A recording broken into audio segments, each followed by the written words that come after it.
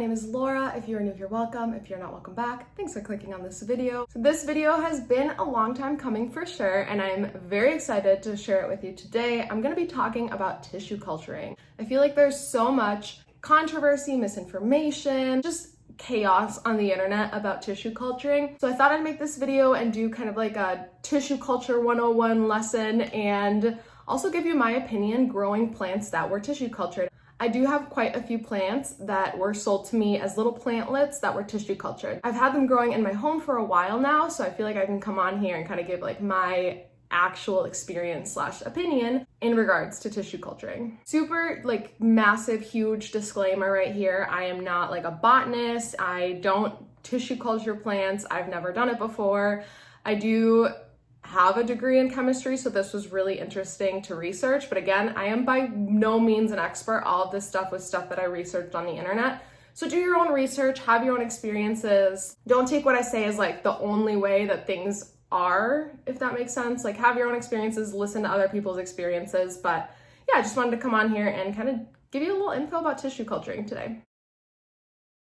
So what even is tissue culturing, right? Let's start there. Tissue culturing, the definition, like textbook definition of tissue culturing is the growth in an artificial medium of cells derived from living tissue. This growth has to be done in vitro, so like in a test tube or a petri dish. So what does this have to do with plants, right? It is used and has been used widely to rapidly produce like clones of a plant at mass scale. So what about plants allow them to be tissue cultured? So there are a lot of characteristics about plants and plant cells that allow them to be tissue cultured, because you can't tissue culture any living cell necessarily the way that you can tissue culture plant cells. Plant cells are unique in that one single cell can develop into a full grown plant. So one plant cell can grow and develop into a whole plant. It can develop stalks, leaves, roots, all of that from one plant cell. And that's not true about every living cell. So that is what's really unique about plant cells that allows tissue culturing to happen. All that the plant needs to grow and thrive is contained within one cell. So every single plant cell has this ability. In science, this is called totipotency. In plants, like I said, this means that all the information that a plant needs to grow into a whole plant is contained within one cell. This is actually similar to some stem cells, but again, all plant cells can do this.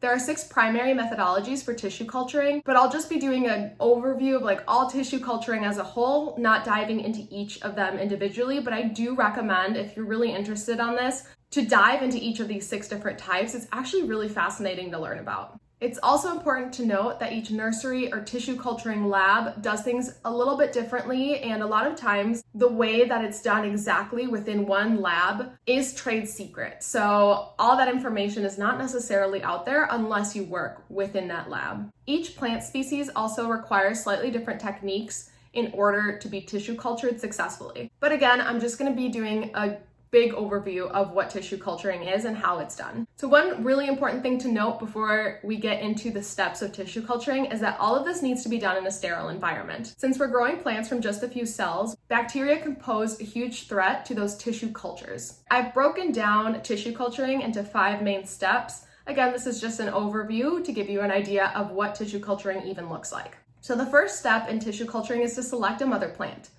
Tissue culturing can be done to really any plant, and this first step is just selecting which specific specimen you're going to be cloning. The second step of tissue culturing is to take a piece of that plant. In a lot of the resources that I read, they call this piece of the plant an explant, and not quite a plantlet yet because it's just like a chunk of the mother plant. Once the explant is selected and extracted from the mother plant, it needs to be completely sterilized before moving on. This is where surface sterilization takes place, so a lot of times these little explants or pieces of the mother plant are submerged in a sterilizing solution to remove any present bacteria that might overtake the plant as it tries to grow. The next step is to take this now sterilized piece of the mother plant and place it into a growth medium. This will all happen within an enclosed environment, again, to attempt to keep bacteria out. In this step, the goal is to encourage shoot formation, or the formation of stems, petioles, and leaves. We don't really care about roots quite yet. This growth media has plant hormones that encourage shoot formation, such as cytokinin. It also needs to contain some source of carbon,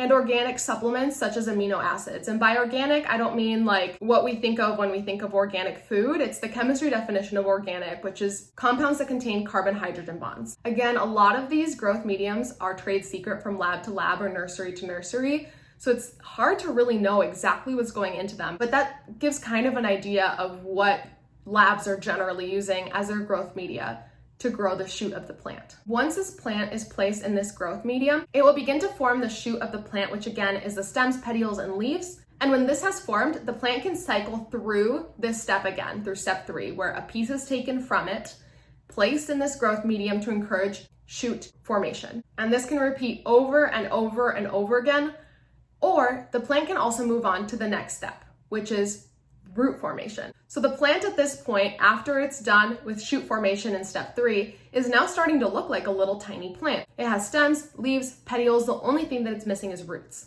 The plant is now moved out of this growth media that encouraged the shoot formation and into a growth medium that encourages root formation. This growth media will have slightly different components than the one used in the previous step, again to encourage that root formation. One thing that is oftentimes different in this growth media is that it contains auxin, which is a plant hormone that helps with root formation. This step is also taking place in a completely enclosed environment, such as a test tube, to attempt to keep bacteria out.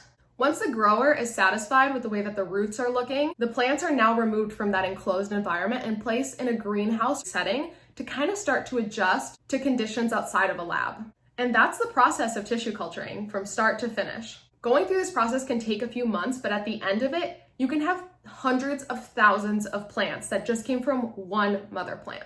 If you've ever propagated plants at home, you know that there's no way that in a couple months you could have hundreds of thousands of propagated plants from one mother plant.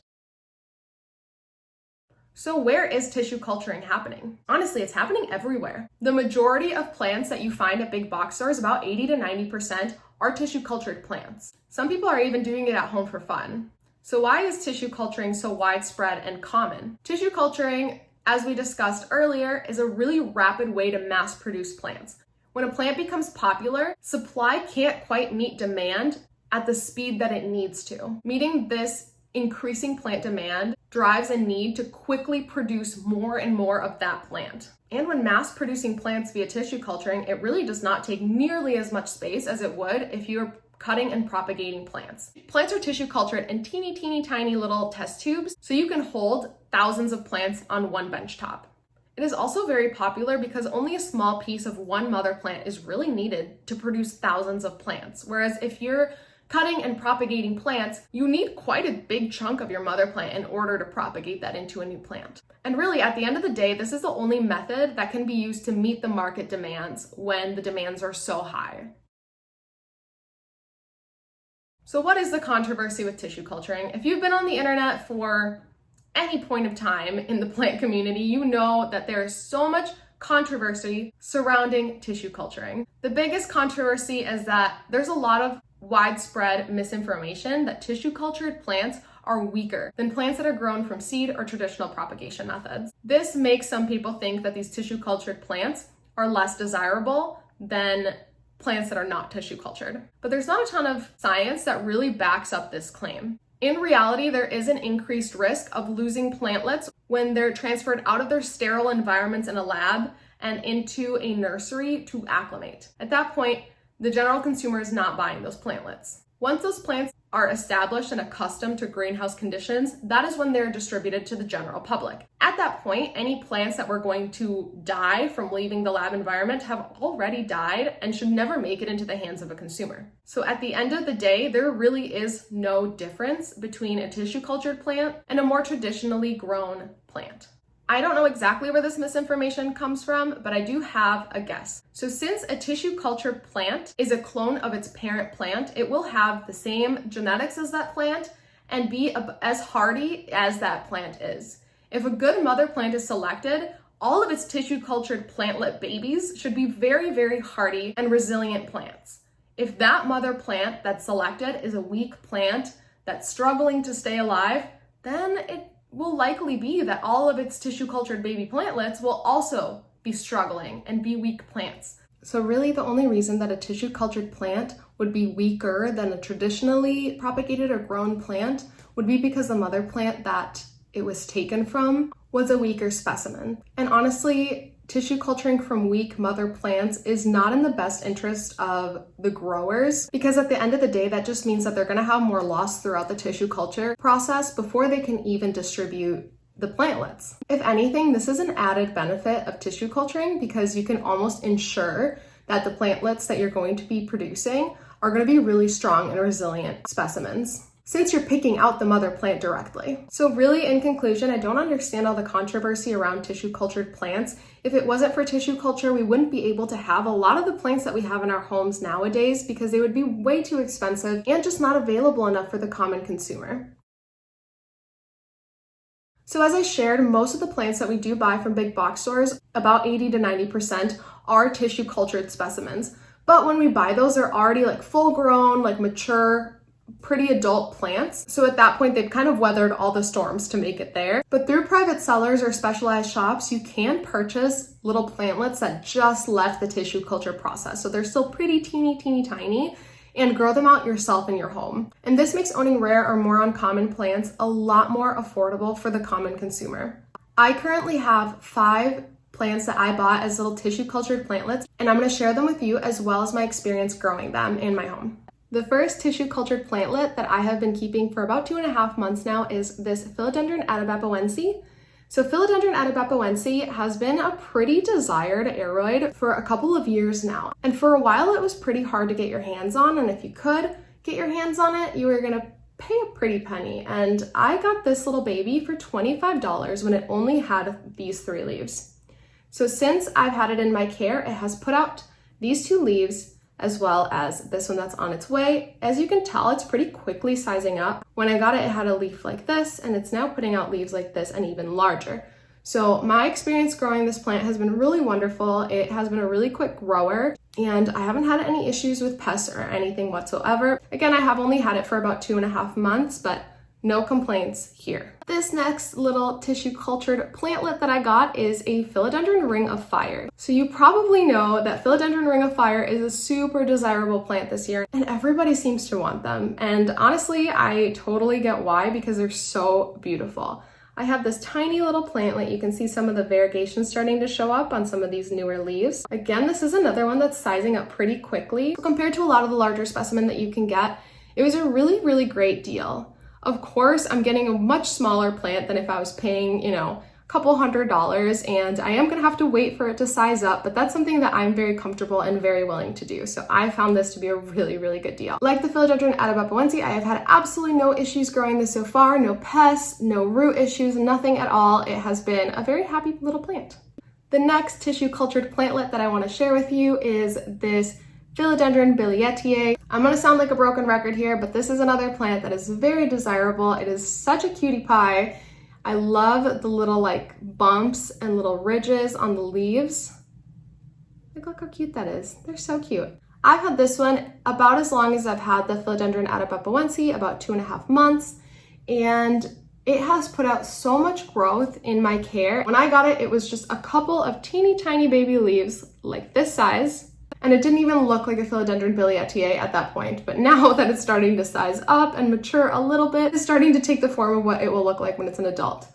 Again, broken record, I've had no issues growing this plant. I have really loved seeing it mature so quickly. Next, I have this teeny tiny baby tortum. So this plant I have also really loved growing. This one, unlike the others, has grown a little bit slower for me, so I don't know if that's just my specimen or if tortum are just a little bit slower growers, but it has put out 1 leaf for me up here. When I got it, it had these less mature looking leaves. I guess some of these were a little bit more mature looking, but it has put out this leaf for me. Like the others, it's been a really easy plant. So what's the verdict here? Honestly, from my opinion and my experience, tissue culture has done amazing things for the plant community. We've been able to make plants that used to be really hard to get your hands on a lot more available and affordable for the common consumer, so that more people can really enjoy these plants that we all want and love. A tissue cultured plant really is not less than in any way than a plant that was traditionally grown or propagated. And sometimes there's even the added benefit that if they came from a really strong and resilient mother plant, they're going to be really, really strong, resilient plants. I really, truly don't understand people who are very against tissue culturing when tissue culturing is the reason that most of us can even be in this hobby, honestly. So let me know down below what your thoughts are on tissue culturing. Let me know if you learned anything from this video. I really hope you did. And subscribe if you enjoy my content, and like this video if you liked it so that I know what kind of content to make for you. I'll see you in my next one. Bye.